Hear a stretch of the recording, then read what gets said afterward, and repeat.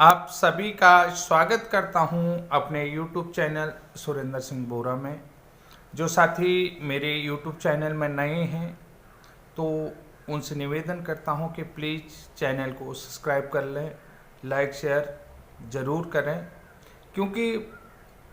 प्राथमिक शिक्षक भर्ती संबंधित जो भी अपडेट हो, चाहे वो सुप्रीम कोर्ट केस हो या अन्य राज्यों का केस हो या जो वर्तमान में रिक्रूटमेंट प्रोसेस चल रहा है, तो उन सभी प्रोसेसों का लाइव अपडेट आप लोगों को दे सकूं। तो आप सभी का जो है मैं स्वागत करता हूं कि मध्य प्रदेश प्राथमिक भर्ती प्रक्रिया में 12 जनवरी से 19 जनवरी तक दस्तावेजों का भौतिक सत्यापन हो रहा है। तो उनमें तमाम तरीके की परेशानियां भी आ रही हैं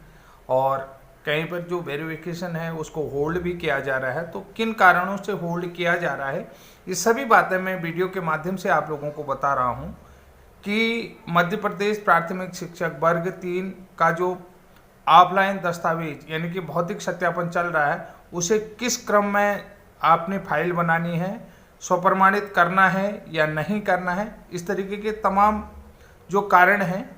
वो कारण भी लोग जानना चाहते हैं, जिनका अभी सत्यापन का नंबर आने वाला है। क्योंकि रोटेशन पर संभाग बाद में जो है कि संभाग स्तर पर भी उनका डॉक्यूमेंट वेरिफिकेशन होगा, क्योंकि ये क्रम रोटेट चल रहा है, रैंक वाइज जो है कि चल रहा है। तो अभ्यर्थियों को किस कारण से होल्ड में किया जा रहा है, इसका भी जवाब जानते हैं। सबसे पहले आपको मैं ये बता देता हूँ कि जो आपका सत्यापन हो रहा है तो उसमें सबसे पहले सत्यापन के लिए आपको जो फाइल बनानी है उसकी 3 कॉपियां बनानी है, यानी कि 3 फाइलें आपने बनानी हैं। वो 3 फाइलें जो है आपके संभाग स्तर पर भी जाएगी और आपके जो अधिकारी होते हैं, जैसे बीईओ हो गया, फिर उसके बाद डीईओ को हो गया, उसके बाद जो है कि डायरेक्टर ऑफ एलिमेंट्री एजुकेशन, तो ये 3 फाइलें जो हैं कि आपकी रहेंगी। अब उसमें जो है कि आपने सबसे पहले जो सबसे बाहर लगाना है जो टीआरसी का पत्रक है, प्राथमिक शिक्षक नियोजन दस्तावेज सत्यापन पत्रक, यानी कि जो टीआरसी एमपी ऑनलाइन में जिसको आपने निकाला होगा, यानी कि टीआरसी ऑनलाइन से आपको दिया है, सबसे ऊपर उसको आपको लगाना है। उसके बाद आपको पीईबी की अंक सूची लगानी है।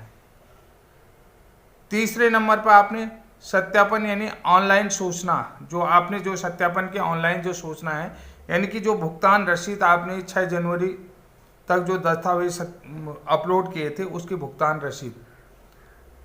अब जो है कि चौथे नंबर पे आपने जन्म तिथि के प्रमाणीकरण हेतु हाई स्कूल का अंक पत्र लगाना है। 5वें नंबर में 12वीं की जो है 12वीं का अंक पत्र प्रमाण पत्र वो लगाने हैं। इसके अलावा 6ठे नंबर पे आपने स्नातक उपाधि की 3 वर्षों के अंक पत्र या प्रत्येक सेमेस्टर के अंक सूचियां लगानी है।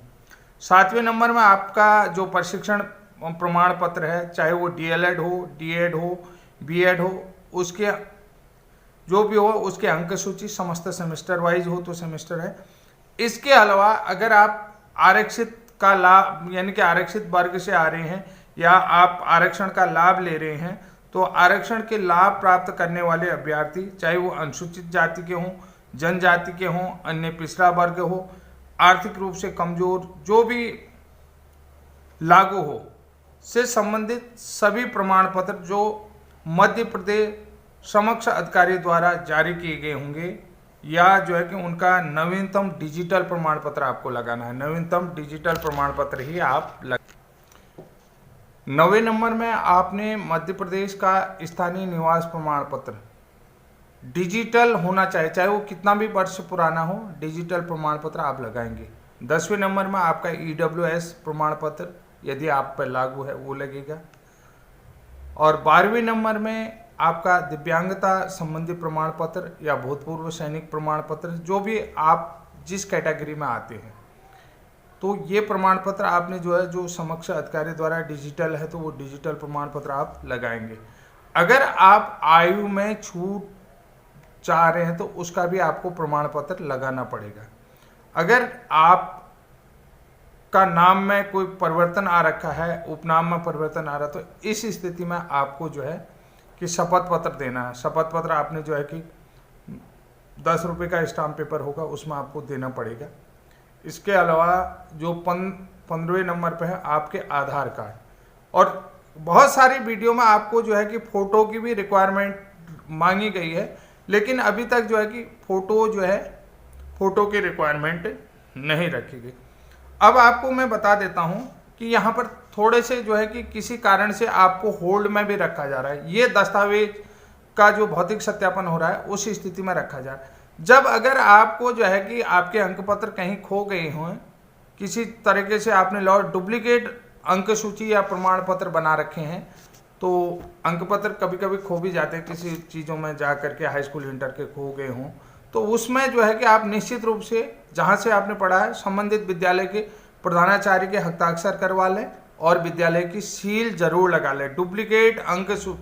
पत्र होंगे, अंक सूची है, तो उसमें जो है कि विद्यालय की सील प्रधानाचार्य के हस्ताक्षर जरूर करा लें। अगर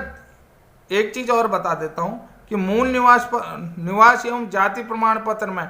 अलग अलग पता है, तो उस स्थिति में जो है कि अब जो कभी कभी जो है कि लोगों का मूल निवास प्रमाण पत्र अलग पते में है और जो है कि जाति प्रमाण पत्र अलग पते का है, तो ऐसे में जो है कि आपको एफिडेविट देना होगा कि आप पहले वहाँ रहते थे, अब यहाँ रहते, तो आपको जो है कि ओरिजिनल जो प्रमाण पत्र आपने जो है कि वेरिफिकेशन कराते वक्त डाले हैं, तो ओरिजिनल प्रमाण पत्र देखें, क्योंकि संभाग स्तर पर देना पड़ेगा। इन सभी चीज़ों के लिए अगर किसी भी तरीके से आपकी त्रुटियां हैं या कोई चीज़ मिसमैच हो रहा है, मिसमैच आप समझ रहे हैं, मिसमैच हो रहा है, तो उस मिसमैच में आपको एफिडेविट देना पड़ेगा। तो साथियों, ये थी आपकी जो है कि मध्य प्रदेश वर्ग 3 भर्ती प्रक्रिया का भौतिक सत्यापन हेतु आवश्यक जो दस्तावेज हैं